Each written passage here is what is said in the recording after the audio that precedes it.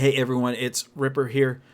I'm going to talk about these ledgers from the Stephen Avery case and the importance of requesting public records to do a FOIA request, Freedom of Information Act request, how important those things are. If you're not familiar with this case, Netflix made a documentary called Making a Murderer. There's 2 seasons to it now. You need to watch it. It's really good and it's really scary. Not horror scary, but scary as in your life can be taken away from you in a heartbeat. And I'm not talking about dying. I'm talking about your freedoms, your liberties, everything can be taken away from you for something you did not do. All right. So I've seen some comments about the ledgers, also the phone call that I put on my channel, the Mark Williams phone call, the wrong number voicemail that he left to Kathleen Zellner.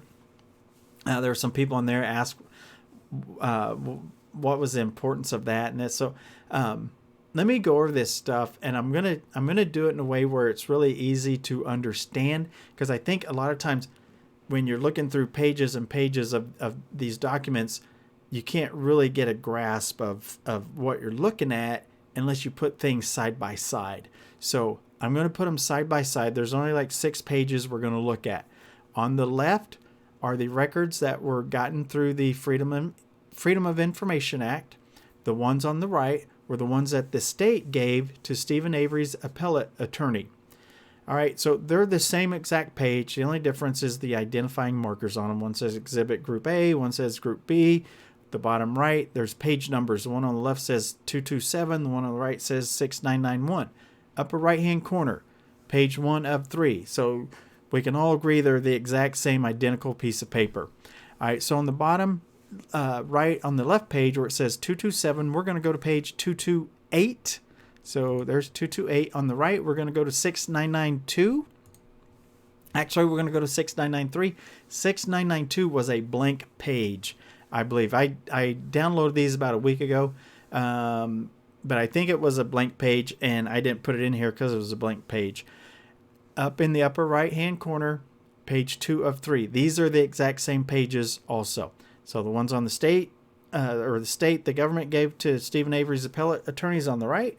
The one on the left was gotten by a everyday normal citizen doing a FOIA request. All right, let's go to page 229 on the left, and then we're going to go to page 6994 on the right. Both of these match their blank pages. I don't know why 6992 was a blank page and 228 was not a blank page, or 227, whichever. I don't know why it was missing, but it really doesn't matter for what I'm getting ready to show you. Now we're going to go to page 230 on the left side. And then what we're going to do is we're going to look at that page on the right side that the state gave to Stephen Avery's appellate attorney. And give me a second, and there it is right there. Okay, there's the one that they gave to Stephen Avery's appellate attorney. You can't see it? Maybe you're having technical difficulties? Oh, well, you can't see it because the state did not give it to his appellate attorney. It was not in the paperwork that was given there. It was left out. Was it left out intentionally? Well, you can decide that. Let's look at what it is, and then let's find out if it was left out intentionally. All right, if you look at the last date on the paper on the left, and this is why it's really important to use your Freedom of Information Act right to request stuff like this. Matter of fact, I'm going to put a link in the bottom in the description of a guy named Justin Pullum that is awesome at getting public records. Right now he's in the middle of the Houston Police Department raid, and he has exposed some really, really bad stuff with that by getting these public records. So I'm going to put a link down there. If you have a big case and there's some things that you know are really bad and you need help, reach out to him, because he'll help someone if they need help trying to figure out how to get open records. Anyway, on the left, there's a date of September 20th, 2011. Now, there's a couple of things important about that date. But I'm not going to pull it up here. But a week or 2 weeks before that date, Stephen Avery had one of his appeals denied. And it was like his last final appeal by his appellate attorneys. It was denied. And a week or 10 days later, I can't remember, but it was shortly after it was denied, this Sergeant Mark Weigert went and removed some evidence from the evidence file or room, whatever. There was another appeal filed after this date, just shortly after, but it was also denied. And I'm curious to know if Mark Weigert knew that it was going to be denied, and that's why he went ahead and got this evidence out. Now, you might think, well, what's the big deal about the evidence? Well, the evidence are bones, and they're bones that are, according to, this is Wisconsin, and in Wisconsin, there's a law that all biological evidence has to be kept in custody, state custody, and preserved for future testing, unless the person in prison okays it. But you also have to send a notice to the person in prison, to his attorneys. That never happened.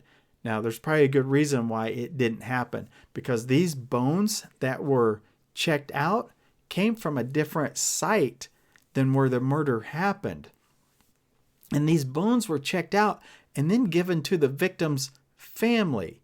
These bones weren't supposed to be human bones either. So if this detective is going and getting evidence out that's not supposed to be human bones, why is he giving them to the victim's family at a funeral home, or giving them to a funeral home for them to give to the family? Well, common sense would tell you they're not animal bones, they're human bones, and they belong to the victim. And if they belong to the victim and they were found at a different site than the murder site, then that means the murder did not take place at the so-called murder site, that it took place at this other site. And if it took place at this other site, Stephen Avery would not have been able to commit the crime. He would not have been able to do this murder. So that would be a good reason why you would not have this page in your documents when you give them to the state appellate attorney. That would also be a good reason not to notify the defendant or the attorney that you are taking these bones and returning them to the victim's family, because then that would be admitting that they are human bones and they did come from another location. For me, this is all the proof that I need to show that someone was framed. And the only way this paper has seen the light of day so far as of now is because an everyday citizen went and did a FOIA request and got a copy of it. Because the state, also known as the government, they did not give this piece of paper to the defendant's attorney. And there's probably good reason why they didn't. But, you can comment below what you think the reason is. If you think they did this intentionally, put a 1 in the comments. If you think it was just a everyday accident or something got lost, like the other 19 other things that have been really suspicious in this case, then put a big old 5 down there. Anyway, make sure you're exercising your rights, know what your state laws are for that, because it's really important that people exercise their rights and hold their government accountable. Because if the people don't hold the government accountable, the government's not going to hold themselves accountable. So, hey, thanks for watching. I hope this explains the importance of these ledgers and also the importance of the Freedom of Information Act and doing things on your own that you can do to help other people or yourself. Take care, everybody. Stay safe.